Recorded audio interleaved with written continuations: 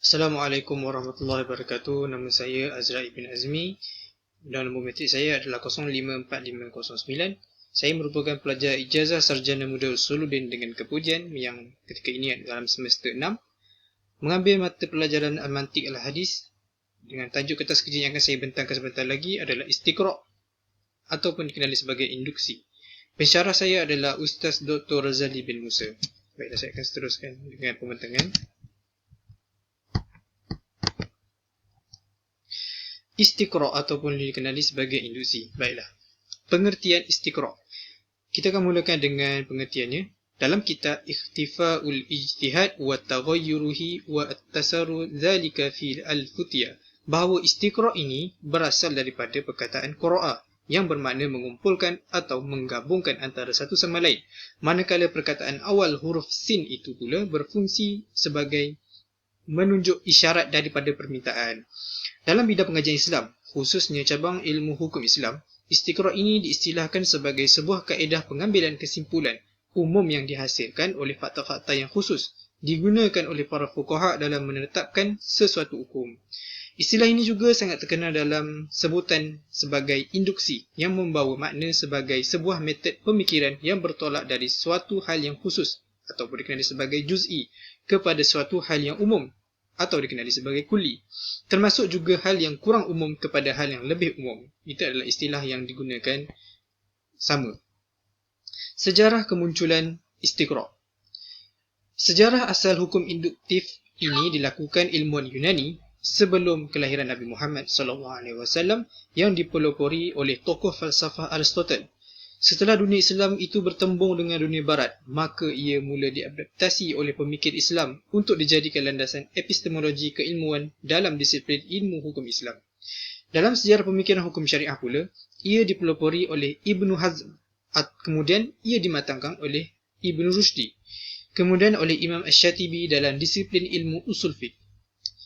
Kita akan fokus kepada Ibnu Hazm yang menjadi pelopor utama. Ibnu Hazm menyatakan bahawa dasar hukum itu hanya ada 4 yang terdiri daripada Al-Quran, hadis, ijma' dan juga ad-dalil. Ad-dalil yang dimaksudkan oleh Ibnu Hazm ini adalah metod penetapan hukum dengan cara meneliti secara induktif teks syariah, lalu menarik satu kesimpulan hukum daripadanya.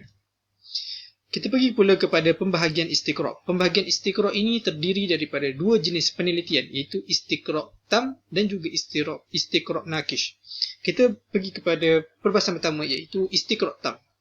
Istiqra' tam ini adalah penelitian pada seluruh bahagian permasalahan tanpa meninggalkan satu sisa, kecuali permasalahan yang berlawanan untuk menetapkan hukum atasnya.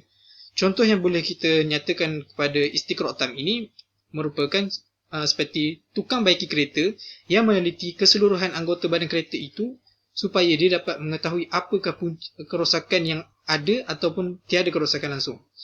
Dan dia pula mestilah benar-benar yakin bahawa semua permasalahan yang diteliti itu tiada satu pun yang tertinggal. Maka ia akan menghasilkan keputusan hukum yang pasti, iaitu qat'i, dan bukannya hukum-hukum yang samar atau disebutkan sebagai zonni. Okey, yang pembahagian yang kedua pula adalah istiqra' nakish. Istiqra' nakish ini adalah induksi yang kurang penelitiannya dengan melakukan pada sebahagian besar dari permasalahan yang menjadi objek kajian untuk mendapatkan kesimpulan hukum keseluruhan.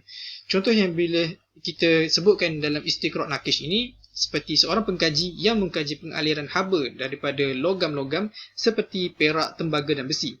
Dan dia mendapati kesemua pengaliran haba, semua logam tersebut mengalirkan haba. Maka kesimpulan dia akan buat menyatakan bahawa semua jenis logam itu akan mengalirkan haba, termasuklah juga emas, yang mana dia tidak mengkajinya, tetapi dia beranggapan emas itu juga adalah sebahagian daripada sejenis logam. Maka kesimpulan yang dia akan memberi kepada istiqra' nakish ni, kekuatan hukum yang dihasilkan juga akan bersifat sangkaan, iaitu zonni, kerana bukannya bersifat pasti, iaitu qat'i. Okay, seterusnya kita akan pergi kepada perkaitan istiqra' dengan Al-Mantiq Al-Hadis.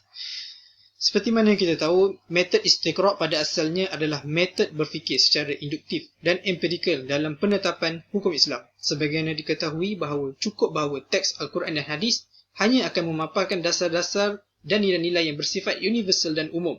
Sehingga untuk kita semua memahami teks-teks tersebut itu memerlukan metod dan pemikiran tertentu agar semua teks itu dapat difahami kandungannya dan dapat diperolehi sebuah ketetapan hukum daripadanya.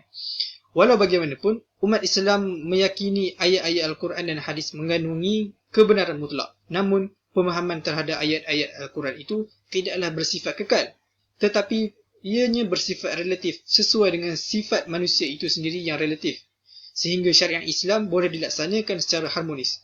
Maka akal manusia sejahtera ini digunakan sebagai alat bagi membantu memahami masalah-masalah dalam agama itu sendiri. Sebagaimana kita tahu, mantik itu adalah kaedah untuk kita berfikir dengan betul. Maka istiqra' anarkis ni akan membantu manusia-manusia untuk berfikir dengan akalnya sejahtera ini dalam menetapkan suatu permasalahan-permasalahan, terutamanya dalam permasalahan agama itu sendiri.